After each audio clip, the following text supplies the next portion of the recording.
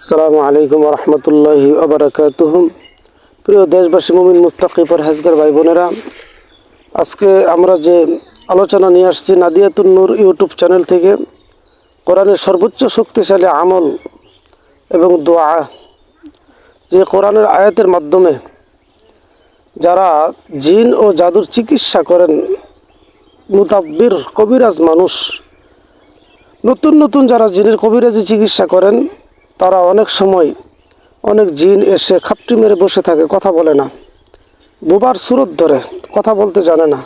হাজারো চেষ্টা করার পর তারা কথাই বলানো যায় না। ওই সময় কি করণীয়? কোরআনের সূরা বুরুজের 10 নম্বর আয়াত আছে, আমরা জানি, বিসমিল্লাহির রহমানির রহিম, ইন্নাল্লাযীনা ফাতানুল মুমিনিনা ওয়াল মুমিনাত সুম্মা লাম ইয়াতুবু ফালাহুম আযাবু জাহান্নাম ওয়া লাহুম আযাবুল হারিক। এই একটি আয়াত একটা জিনকে আগুন দিয়ে জ্বালিয়ে পুড়িয়ে ভস্ম করে দেওয়ার জন্য যথেষ্ট। সুবহানাল্লাহ, এত শক্তিশালী এই আয়াতটি। যে জিন্নাতগুলো কথা বলতে চায় না, বোবার সুরত ধরে বসে থাকে, অহংকার বশত বসে থাকে, কয়েকবার তার বোঝানো হবে, কথা বলো না, তোমাকে আমি জ্বালিয়ে দেবো, পুড়িয়ে দেবো, সাইখাই করে ফেলবো, অনেক হুমকি তুমি দিবা, ভয় দেখাবা। তারপরও যখন আপনার কথা শুনবে না, এই আয়াতটা বেশি বেশি তার কানের গোড়ায় যেন আওয়াজটা তিনি শুনতে পায়, এই পরিমাণ আওয়াজ করে এই সূরা বুরুজের 10 নম্বর আয়াতটা তারা শোনায় শোনায় তার উপরে ফু দেওয়া, দম দেওয়া, আর নিয়ত করবেন যে আল্লাহ তার শরীরের ভিতরে আপনার কোরআনের শক্তিতে আগুন জ্বালিয়ে দেওয়ার তৌফিক দান করেন।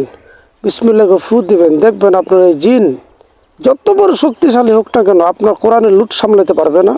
সে আস্তে আস্তে আপনার সাথে কথা বলতে শুরু করবে ইনশাআল্লাহ।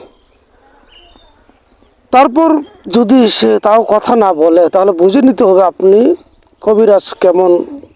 যদি এই আয়াত পড়ার পরও সে কথা না বলে, আপনার বুঝে নিতে হবে তিনি তন্ত্রমন্ত্র করে, জাদুটুনা করে তার নিজের সেফ নিজে নিয়ে নিছে, তার জন্য আপনি কিছু করতে পারতেছেন না। তখন ওই জিন্নাতে যে সেফ নিছে জাদুটুনা করে, তার শরীর তিনি বন্ধ করে রাখছে, তার জন্য আপনি কিছু করতে পারতেছেন না। তার জাদুগুলো আপনার কাটতে হবে। জাদুঘটার অন্য অন্য অনেক আয়াত আছে, এগুলো আস্তে আস্তে দেখে নেবেন, শিখে নেবেন।